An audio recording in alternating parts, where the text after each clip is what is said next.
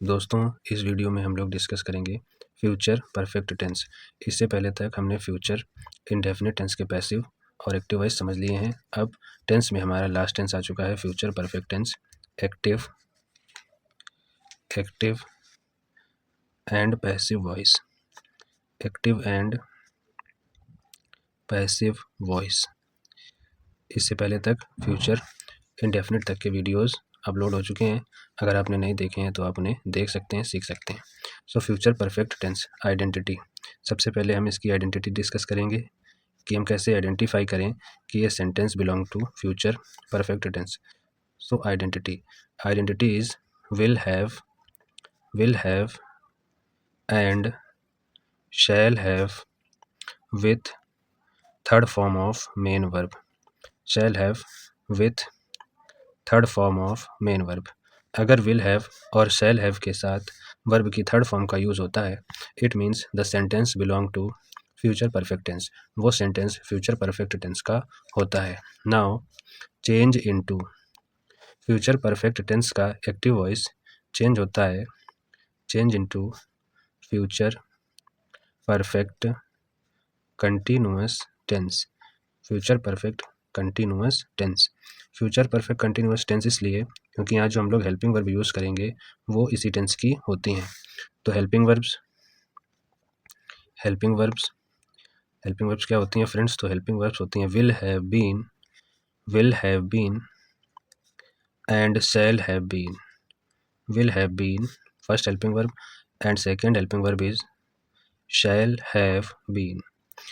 Use इनका बिल्कुल same जैसे हम टेंस में सीखते हैं कि जो shall have been helping verb है इसका यूज़ करेंगे with I and we, I और वी के साथ, और जो विल हैव बीन है इसका यूज़ आई और वी को छोड़कर अन्य सभी के साथ with all other subjects.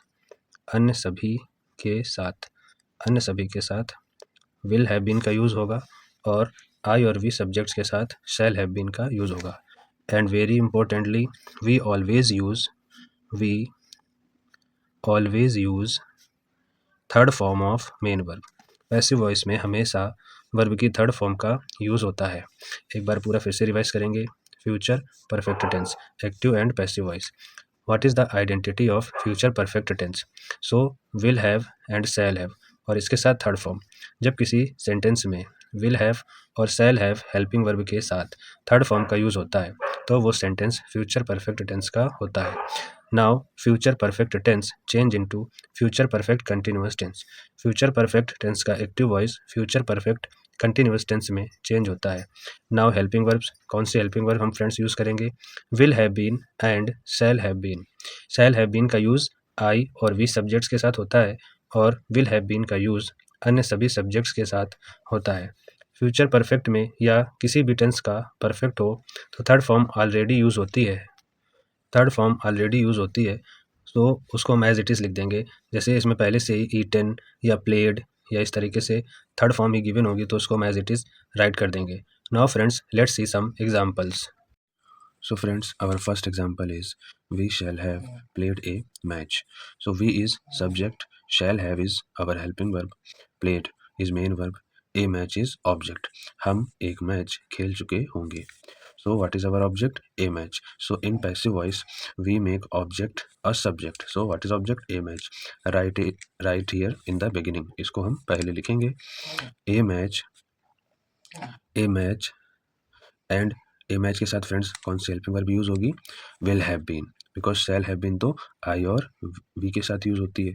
A match will have been, a match will have been and after this third form of main verb. So played is already a third form, write it as it is. So played will have been played by our subject is we, and what is the object of we? Us. So a match will have been played by us. This is our passive voice. A match will have been played by us. Now second example is they will not have given me some food. वे मुझे कुछ भोजन नहीं दे चुके होंगे. So they is our subject, will and have our helping verb. Not is not means sentence is negative. Not से friends ये पता चलता है कि सेंटेंस नेगेटिव है। Given, this is the third form of main verb. Me is our object and some food is also our object. So in this sentence there are two objects. So given, given means देना, क्या दिया, some food. तो some food जो first answer है, तो first answer is always our direct object. और given some food, क्या दिया, सम फूड, और किसे दिया, me. So me is our indirect object. So हम दोनों से ही पैसिव बना सकते हैं फ्रेंड्स। डायरेक्ट ऑब्जेक्ट को जब हम स्टार्टिंग में लाते हैं, शुरू में लिखते हैं, तो इनडायरेक्ट ऑब्जेक्ट को टू लिखने के बाद ऐड करते हैं, टू से ऐड करते हैं। So let's see what is our object. So it is some food. So write it, some food, some food, and with some food which helping verb we shall use some food, क्योंकि I और we के साथ friends क्या use करते हैं, shall have been. So some food के साथ will have been. With all other subjects we use will have been. So will not is given friends, so not हम यहीं पर यूज कर लेंगे। Will not have been, have been. Third form is already given, so write it as it is, given, given. Now friends this is our indirect object, और इसको join करते हैं किसके थ्रू, टू यूज करने के बाद। So to me by what is our subject, they, and what is the object of they, it is them. So them, by them, and full stop. One more time, they will not have been given me some food. So we are changing into passive voice by taking direct object. So some food, और some food के साथ friends क्या helping verb use होगी, will have been। Not है तो friends will के तुरंत बाद नॉट आ जाएगा। so will not have been given, third form as it is. और जो इनडायरेक्ट ऑब्जेक्ट होता है उसको टू लिखने के बाद ज्वाइन करते हैं, तो गिवन टू मी बाई, और दे का ऑब्जेक्ट क्या होता है friends, them. So this is passive voice. The second sentence. Now third sentence is, why will he have asked this question. Why is interrogative word, it means sentence is interrogative. So friends, if our active voice is interrogative, then passive will be interrogative. अगर friends हमको active voice interrogative दिया गया है तो passive भी interrogative ही होगा। And if a sentence start with a question word, then our passive is also start with question word. So why को हम ऐसे ही राइट कर लेंगे, why, and what is our subject is he, and will have is helping verb, asked is the third form of main verb, and this question is our object, because object is always near or after the main verb, so that's why it is our object. So why and object क्या है friends इसमें, this question, and with this question we shall use will have been, because I और we के साथ shall have been, and with all other subject we use will have been. So this question के लिए क्या use करेंगे, will. So why will this question, why will this question, not तो इसमें use नहीं हुआ तो नॉट राइट नहीं करेंगे, have been, and third form asked, write it as it is, asked by what is our subject, he, and what is the subject of he, it is him. So him, by him, and question mark. So why will this question have been asked by him. This is the passive voice. Now let's see friends our next sentence, who will have called me. So this is also an interrogative sentence, and who is a relative pronoun and it works as interrogative word also. So who बच्चों क्या होता है, who होता है interrogative word और ये relative pronoun का भी काम करता है। and who के केस में हम इसको स्टार्टिंग में या बिगनिंग में ही राइट कर देते हैं विद प्रीपोजिशन। so who का ऑब्जेक्ट क्या होता है फ्रेंड्स, whom। so इसको हम स्टार्टिंग में ही लिख देंगे by whom, and will have is helping verb, called is the third form of main verb, and me is our object. So me का friends subject क्या होता है, I, and with I we use shall have been. So by whom shall, और me का subject क्या होगा friends, I have been, because there is no not given. So by whom shall I have been called, because this is the third form of main verb.